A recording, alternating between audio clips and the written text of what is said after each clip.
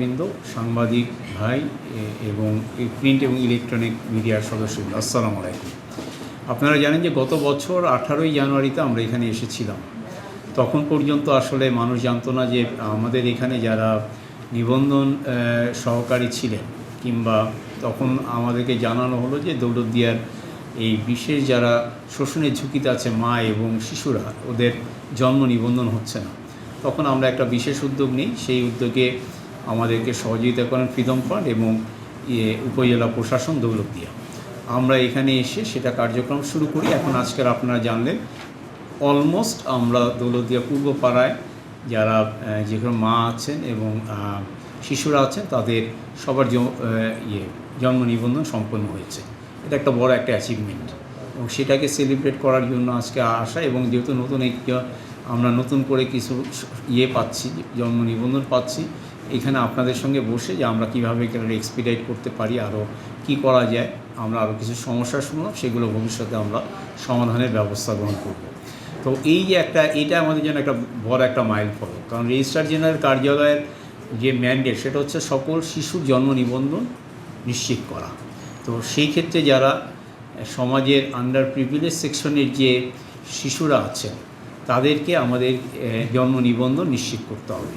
আমরা দৌলতদিয়া দিয়ে শুরু করেছি। এর ইতিমধ্যে আমরা চা বাগানের যে শিশুরা আছে তাদের কিছু জন্ম নিবন্ধন সম্পন্ন করেছি। এখন আমাদের চলমান আছে সাভারের বেদেপল্লীর শিশু এবং বেদেপল্লীর প্রায় 3000 লোক, তাদের জন্ম নিবন্ধনের কার্যক্রম আমরা শুরু করেছি। এর বাইরে যে এবছর আমরা সরকারি শিশু পরিবার যারা আছে সমাজসেবা অধিদপ্তরের অধীন সেখানে এবং এতিমখানা, এইসব জায়গায় যেসব সকল শিশু যাদের মা নেই অথবা বাবা নেই অথবা বাবা মা কেউ নেই, সরকারের কাস্টোডিয়ানে আছে, এদের জন্ম নিবন্ধন সম্পন্ন করার আমরা একটা উদ্যোগ নিয়েছি। এই লক্ষ্যে আমরা সমাজসেবা অধিদপ্তরের সঙ্গে একসঙ্গে কাজ করব এবং আমরা তাদেরকেও জন্ম নিবন্ধনের আওতায় নিয়ে আসতে পারি, সে লক্ষ্যে আমাদের এবছর বিশেষ কার্যক্রম নেয়ার পরিকল্পনা ইতিমধ্যে চূড়ান্ত করা হয়েছে। তো এই যে আজকের যে অ্যাচিভমেন্ট, এটা আসলে একটা সফল জিও এনজিও কোলাবোরেশনের একটা কাজ।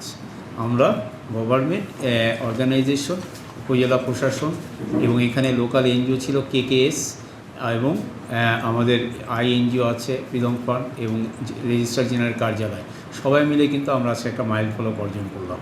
এবং সবাই মিলে কাজ করলে যে মোটামুটি কাজ সম্পন্ন করা যায়, এটার একটা উদাহরণ হয়ে থাকলো। আমরা ভবিষ্যতে এই যে আপনারা আজকে বেশ কিছু বলছেন পথ শিশু এবং সুবিধাবঞ্চিত শিশুদের জন্ম নিবন্ধন প্রক্রিয়া আমরা আরও বেশি গুরুত্ব দিচ্ছি এবং এই কার্যকর আমরা বাংলাদেশের বিভিন্ন জায়গায় আমরা চলমান রাখব। আমাদের এই যে কমিটমেন্ট, যেটা আমাদের রেজিস্ট্রার জেনারেল কমিটমেন্ট, যেটা আমাদের এটা অব্যাহত থাকবে।